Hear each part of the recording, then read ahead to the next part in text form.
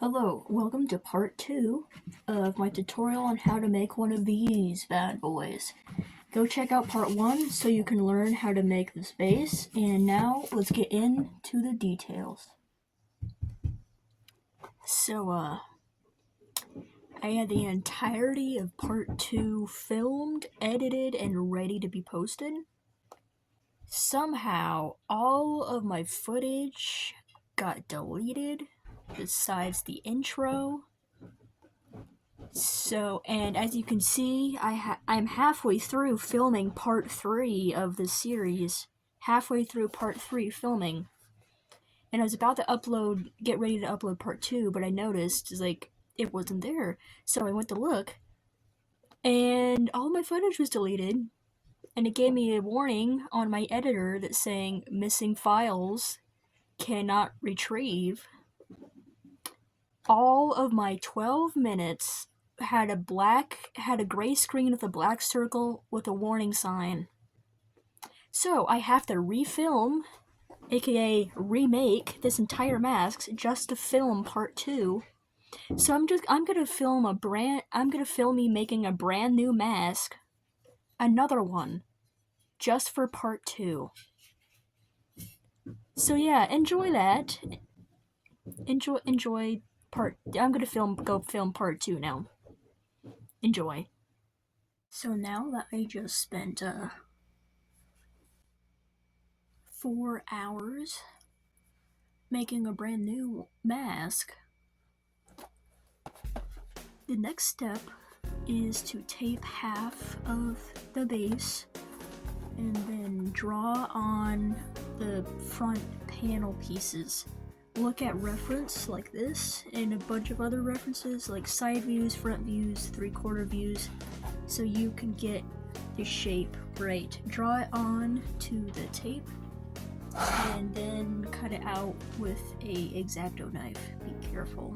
It's okay if you cut into the foam, just don't cut all the way through because you know it's gonna tear apart your mask. Make sure to really rub in and rub down on your tape, because if you don't, your template will fall apart. Once you get the template cut out, put it on paper, and where the template meets the edge, the middle line of your mask, fold it, and then cut it out so when we fold it back it will be a mirror image and both sides will be the same.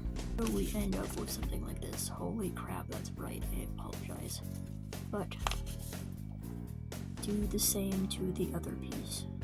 As you're cutting this top piece, keep in mind to leave extra space at the bottom of where it curves, because the front piece will lay on top of it like this, and it needs to have support under it, so leave a blank space under it as part of the template. Also, if your top piece ends up being like this, don't worry, it's supposed to be like that. Next step is to trace out your templates onto some 2mm EVA foam. I recommend using black because when we put fabric over it, the corners might show some of the foam underneath, and you end up having random red spots on your mask, and it doesn't look as nice.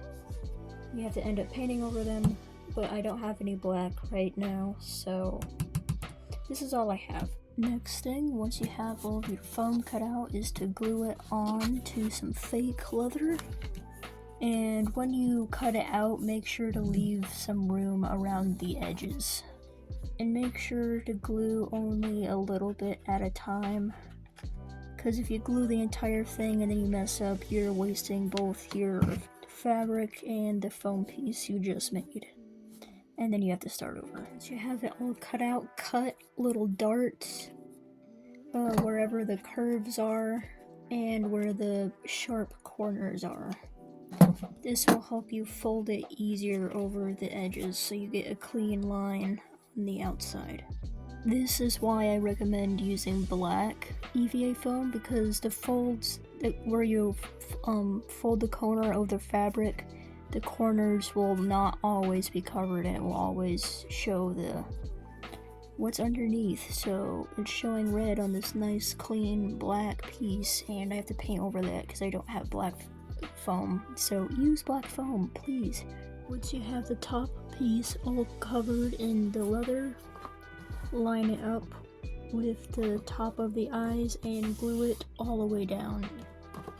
Like with everything else, glue very small parts at a time. Also, don't put glue all the way to the edges. Put glue just right where the fabric ends, because when we put the side leather pieces on, we're gonna fold them underneath this. So having this not glued down will help fold the fabric under. So yeah, let's get to it. Now that top part is on, we can glue on the front face piece. Line it up where the eyes are, these curves, and pinch this top part so it folds like that, and glue it down with super glue, because hot glue will not stick leather to leather. I suggest gluing down this piece first to the base with hot glue, so gluing this piece down will be a lot easier. Okay, so I think that looks pretty good. And so the next step is to do the rivets that are all down the top and on these parts. I've seen people use push pins, but the push pins I have are too big. So what I do for mine is I take hot glue, keep the mask level, this is very important, and do a little drop like that, and just let it dry completely until it's not warm anymore and it's opaque and white, and then I paint it with black nail polish. So I'm gonna go ahead and do all of those and show you what it looks like when it's done. Like what I'm always saying, use reference and look at reference as you're building this, because it will help you make it look more accurate to the mask, and it will just overall have a better outcome, and it will help you know where to put the rivets. To help you with placement of the rivets, they have one at each significant corner, like at these corners and then these corners. Do keep in mind that my way of doing the rivets is a stylistic choice. The actual rivets that they have on their mask are more inset and flat, and as you can see, these are just bumps coming off and they're shiny black. As for on their mask, they're just matte black part of the mask. So keep in mind, if you do it my way, it's more of a stylistic choice than a accurate replica of what they have. For the next part, we are going to do the little circle vent things that they have that the tubes come out of. These rivets help with centering and determining the size of the little circle pieces. So cut out a circle of the 2mm foam and cover it with the black leather. As you're gluing, only glue the circle around the outside, because we are going to cut the center out later, and if there's glue there, it's going to be really hard to cut out, and it can end up ripping and destroying your piece. Glue it to the mask, use super glue, and go around the edges where the fabric folds over and a little bit over the foam. And make sure it's in a place that you want in center, and then glue it down. Once you have those on, you can go ahead and do the rivets that are around the edges of those. It's the same process as the bigger ones, they're just super tiny. They're super small. So go around the edges of those doing small dots of glue and paint them with the black nail polish, and then you will be finished. Okay, so I forgot to film this part, but you're going to take the tube and press it into the center of these little circle parts, and yeah, like I said, press it in and twist it so it leaves an indent, and then you're gonna cut that part out so the tube can fit nice and snug into there. Okay, so that just about wraps up part 2 of this tutorial series. Here's some close-ups of the little details. So yeah, that's part 2. Part 3 will include covering the sides and doing the little round ear pieces.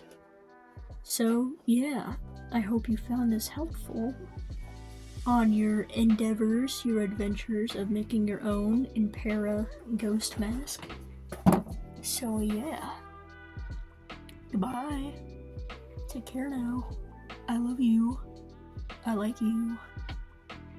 Good evening, good night. Bye bye. See you in part 3.